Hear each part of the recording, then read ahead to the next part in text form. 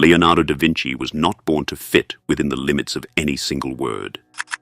Painter fails to hold him. Inventor is too small. Scientist, philosopher, architect, none can contain what he was, because Leonardo was not chasing knowledge to collect it. He was chasing God through the architecture of reality itself. Every brushstroke, every dissected corpse, every flying machine was a prayer disguised as an experiment. He was trying to see what the Creator saw, to touch, with trembling human hands, the face of infinity. This is what most people never understand about genius. It is not a gift. It is a wound that never heals. It is the feeling that the world is almost understandable, but not quite, and that unbearable gap, the inch between knowing and mystery, is where geniuses live their entire lives. Leonardo was obsessed, but not because he wanted fame. His obsession was a kind of homesickness. He saw beauty in everything, but beauty was never enough. When he painted, he wanted to understand why light moved the way it did. When he studied anatomy, he wanted to know what force animated flesh. When he stared at birds, he wasn't just admiring them. He wanted to become them, to feel the logic of air itself. He wasn't satisfied with answers. He was addicted to questions, because every answer brought him closer to the edge of a greater mystery, and that mystery was the true object of his devotion. Most people think genius is about being smarter than others. It isn't. It's about feeling more. A genius is someone whose senses are tuned to unbearable frequencies, the way a violin string hums when a distant note is played.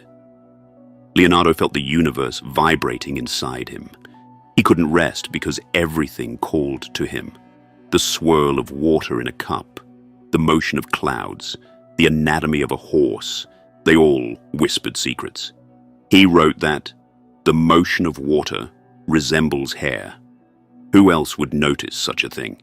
For him, the world was one body, endlessly reflecting itself. The river was a vein, the heart was a pump. The wings of birds were echoes of divine mechanics. To understand one was to glimpse all, and yet he never finished most of his works. Paintings abandoned, inventions left as sketches, notes filled with unfinished dreams, not because he was lazy, but because completion was death. To finish something meant there was nothing left to explore. He lived in the space between conception and perfection, because that space was alive. True genius cannot rest in accomplishment, it dies in it. Satisfaction is the grave of the creative soul. Leonardo's restlessness wasn't a flaw. It was proof that he was tuned to a higher order. He sensed that the mind's purpose is not to conquer the unknown, but to keep it alive. The world calls this curiosity, but Leonardo's curiosity was sacred. It was not gossip for the intellect. It was devotion for the soul. When he dissected bodies, he wasn't desecrating life. He was searching for the spark, the breath of God that animated the machine. When he painted the Last Supper, he wasn't just depicting Christ. He was decoding the geometry of divinity hidden in human form. His art wasn't decoration. It was revelation. But here lies the paradox. The more he knew, the more he saw what he didn't know. Knowledge didn't fill him. It expanded his hunger. He once wrote, "The noblest pleasure is the joy of understanding." Yet that joy was bittersweet, because every truth uncovered revealed 10 more waiting in the shadows. Imagine living like that, never at peace, because peace would mean blindness. Genius is not happiness. It is the refusal to stop reaching. Leonardo saw connections where others saw categories. To him, science and art were not opposites. They were two languages describing the same truth. His notebooks were filled with equations beside sketches of angels, anatomy beside poetry, mathematics beside dreams. Because to him, knowledge was not a ladder, it was a web. Everything connected to everything else. To draw the perfect curve of a smile, he had to understand muscle tension, bone structure, light reflection, and emotion. To design a flying machine, he had to think like the wind, not fight it. That's why his mind could never sit still. Every discovery in one field unlocked 100 questions in another. And yet society still misunderstands people like him. We reward productivity, not wonder. We celebrate those who finish things, not those who imagine endlessly. Leonardo didn't fit in because he wasn't trying to finish. He was trying to see. He lived in a world that didn't yet exist, and that's why he died misunderstood. His genius wasn't in what he completed, but in what he attempted. His greatest masterpiece was not the Mona Lisa, it was his mind itself, forever turning toward the infinite, never finding rest. Why is genius never satisfied? Because it is born with the memory of perfection. Somewhere deep in the psyche, the genius remembers what unity felt like, the original harmony before life became fragmented into subjects and disciplines. And every creation, every question, is an attempt to return to that lost wholeness. Leonardo's curiosity was his homesickness for God. His questions were prayers for reunion. And that is why his notebooks still breathe, because they are not records of work, but echoes of worship. Genius is not something you can teach. It is not the result of IQ or technique. It is a way of seeing, an unbearable sensitivity to the divine fingerprints in everything. Most people pass by a puddle and see water. Leonardo saw a mirror of heaven. That is why true genius often appears strange to the ordinary world, because it moves according to a different hunger, the hunger to know why beauty exists at all. Even as he aged, Leonardo never found peace. He was haunted by unfinished ideas. He saw death not as an end, but as a doorway to clarity. And perhaps that is why he was so gentle, so patient with the world's chaos. He once said, "Simplicity is the ultimate sophistication." This was not aesthetic advice. It was metaphysical truth. The universe, in all its complexity, is born from simplicity, a single divine principle expressed in infinite forms. The genius senses this and spends his life trying to articulate it. But the price of that vision is isolation. When your eyes are open to the whole, the ordinary world begins to feel unbearable. Leonardo lived surrounded by people who could not see what he saw. That loneliness is the secret wound of every genius. To see too much is to lose the comfort of ignorance. To understand too deeply is to live perpetually out of sync with the world. Yet he bore that solitude with grace.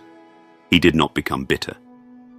Instead, he painted serenity into his faces, the quiet smile of the Mona Lisa, that expression of someone who has seen both the mystery and accepted it. Perhaps that smile was his mirror, a portrait of the peace he could never quite reach. Leonardo reminds us that the highest form of intelligence is not accumulation, but integration. Not gathering knowledge, but realizing the unity beneath it. The scientist dissects, the artist synthesizes. Leonardo did both. He bridged heaven and earth, body and spirit, reason and imagination. His genius was not divided. It was circular, returning always to the same source. And what can we learn from him? That the purpose of life is not to arrive at answers, but to deepen the questions. The moment we stop wondering, we stop evolving. Most people kill their curiosity young. suffocated by routine, approval, fear of being wrong. They want certainty, not discovery. But genius lives in uncertainty because it is the only soil where truth can grow. Leonardo's life was a sermon to stay unsatisfied, to remain in awe, forever trembling before the vastness of what is. We think of restlessness as a flaw, but it's not. It's the compass of the soul pointing toward infinity. Every time you feel that ache, that sense that nothing is enough, it's not failure. It's a signal that your spirit still remembers what it came from.